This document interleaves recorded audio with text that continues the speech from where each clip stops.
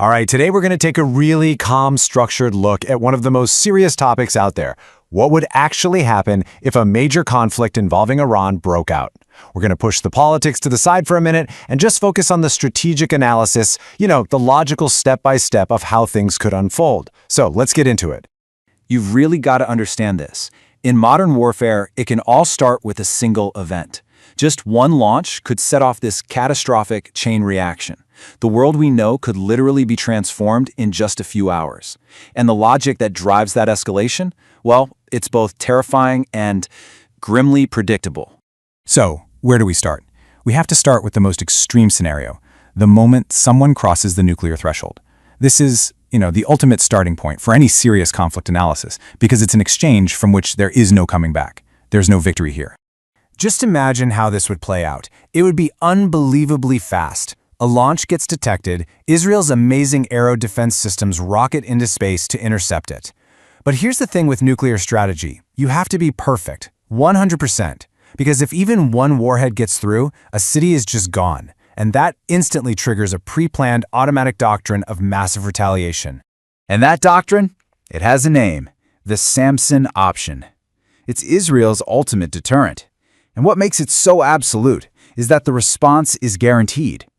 Even if the entire country is hit, Israel's second strike capability is safe, thanks to its Dolphin-class submarines hiding deep in the ocean, completely silent, ready to launch a devastating counterattack. And all of this leads to a pretty grim reality, mutually assured destruction, or MAD, but on a regional scale. It's a concept we know from the Cold War, but the logic hasn't changed. A full-scale nuclear exchange would mean both Iran and Israel would, for all intents and purposes, cease to exist as modern countries. There's just no winning. It's only mutual annihilation. Okay, so let's pull back from that absolute nightmare scenario for a second and look at the second ripple effect.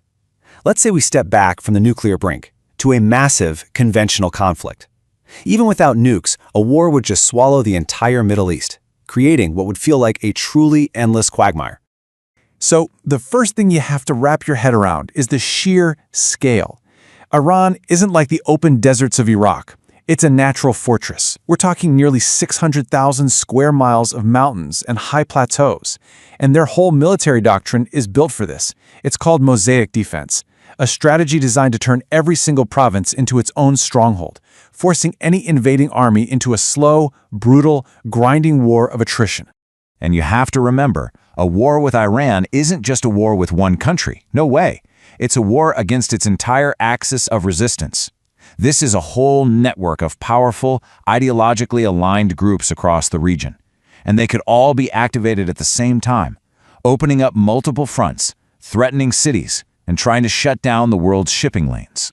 And this right here is what military planners are truly afraid of. It's not about losing the first battle. It's about getting sucked into a repeat of past conflicts, a decades-long insurgency in a country with almost 90 million people, with no clear way to win and absolutely no easy way out.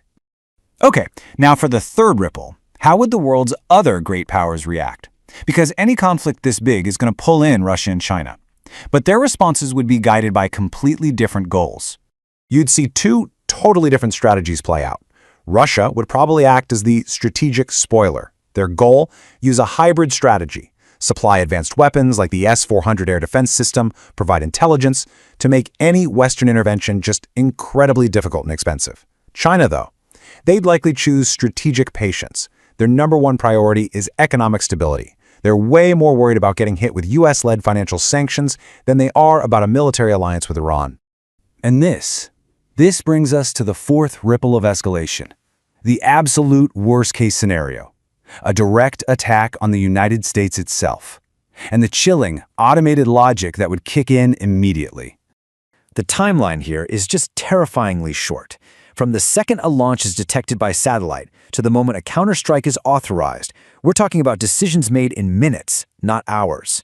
The response would be fast, it would be overwhelming, and it would come from all over the planet at once. This is the doctrine of massive retaliation. The whole idea is to guarantee a counterstrike so devastating that no one would ever even think about launching a first strike. And the key to this is the US nuclear triad: land, air, and sea. Even if land-based missiles and bombers were somehow destroyed, the Ohio-class submarines provide a completely unstoppable, 100% guaranteed second strike. And here's the kicker. An attack on the U.S. is legally considered an attack on all of NATO. Article 5, the Collective Defense Clause, would be triggered. That legally binds allies from across Europe and beyond to join the fight. So it's no longer a bilateral conflict. It instantly becomes a global military response. So, after all that, where does this all lead? Well, it leads to one final devastating reality: the aftermath. The world that's left behind after the fire, where a word like victory has absolutely no meaning at all. The consequences would be global, and everything would be connected. The Strait of Hormuz, the world's energy artery, would be gone, sparking a global depression unlike anything we've ever seen.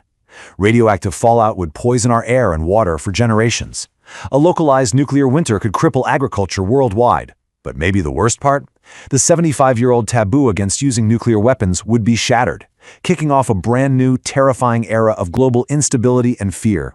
And this brings us to the one final question you just can't avoid. When the strategic endgame is a world poisoned by radiation, shattered by economic collapse, and paralyzed by fear, what's actually the point of the conflict in the first place? It's a question that forces us to look past the how of war to its ultimate, tragic futility.